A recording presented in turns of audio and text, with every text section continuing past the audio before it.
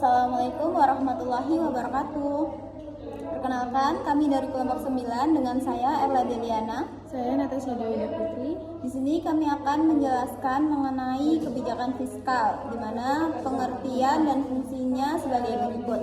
Kebijakan fiskal merupakan bentuk campur tangan pemerintah dalam perekonomian agar dapat mencapai tujuan pembangunan yang diidealkan, yaitu kesejahteraan ekonomi, keadilan, pemerataan, pembangunan, dan pertumbuhan ekonomi.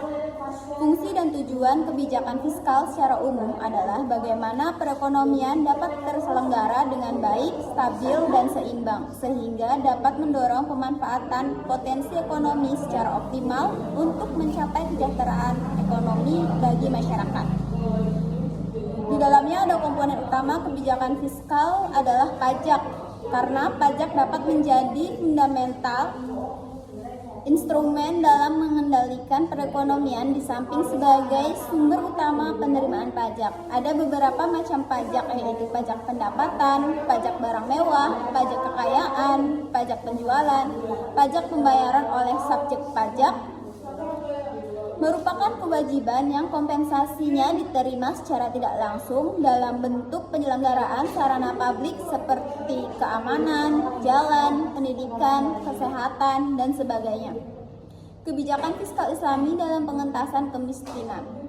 Sikap hidup optimisme, kreatif, semangat, etos kerja, profesional, dan produktif menjadi terminologi seseorang muslim dalam bekerja di segala lini kehidupan. Hal ini didasarkan pada keyakinan bahwa bekerja adalah bagian dari ibadah yang ditekankan dalam Islam.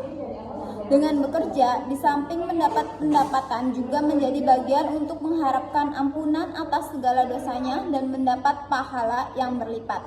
Jadi, bekerja untuk menghidupi diri dan keluarga mengandung keutamaan yang berdimensi duniawi dan ukhrawi. Sehingga dengan semangat bekerja sebagai bagian dari kesempurnaan, agama akan menjadi solusi fundamental dalam mengatasinya. Selanjutnya akan dijelaskan oleh rekan saya, Aida.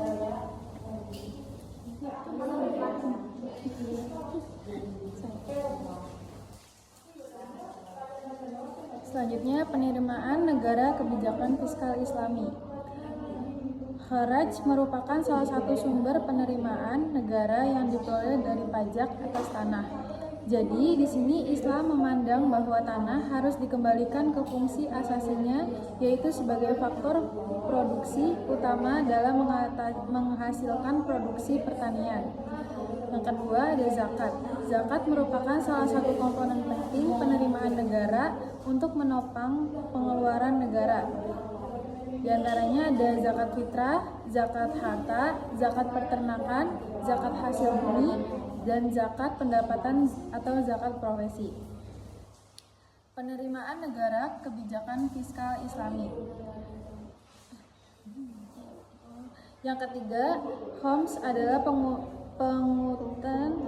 pungutan yang dikenakan pada harta perampasan perang atau harta penemuan dan barang tambang. Yang keempat, jizyah adalah pungutan yang dikenakan kepada orang-orang non-muslim yang masih hidup di negara muslim sebagai ganti jaminan sosial keamanan. Yang kelima, pendapatan lainnya. Negara juga memperoleh pendapatan di luar yang sudah dijelaskan di atas, misalnya kafaroh, harta dari orang yang meninggal yang tidak mempunyai ahli waris. Pendapatan lainnya juga memungkinkan untuk membiayai pengeluaran negara untuk kepentingan masyarakat luas manakala negara dalam keadaan darurat, misalnya banyak bencana alam, menghadapi perang, dan musibah penyakit dan sebagainya. Selanjutnya, pengeluaran negara.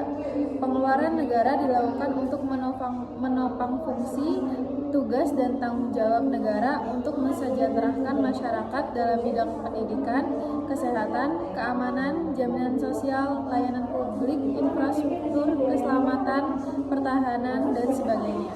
Secara umum ada dua pengeluaran negara, yaitu pengeluaran primer dan pengeluaran sekunder. Pengeluaran primer menyangkut kebutuhan pokok atau basic needs yang harus dipenuhi bagi setiap penduduk seperti pangan, perumahan, pendidikan, dan kesehatan. Sedangkan pengeluaran sekunder menyangkut meningkatkan kualitas hidup masyarakat, misalnya perbaikan infrastruktur, perbaikan kualitas layanan publik, perbaikan sarana dan prasarana rekreasi, dan sebagainya.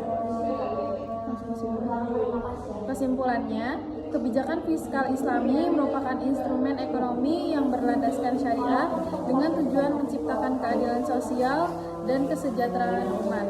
Instrumen utama dalam kebijakan ini mencakup zakat, infak, sedekah, wakaf, dan pajak Islam, yang berbeda dengan sistem konvensional yang mengandalkan pajak dan utang berbasis bunga.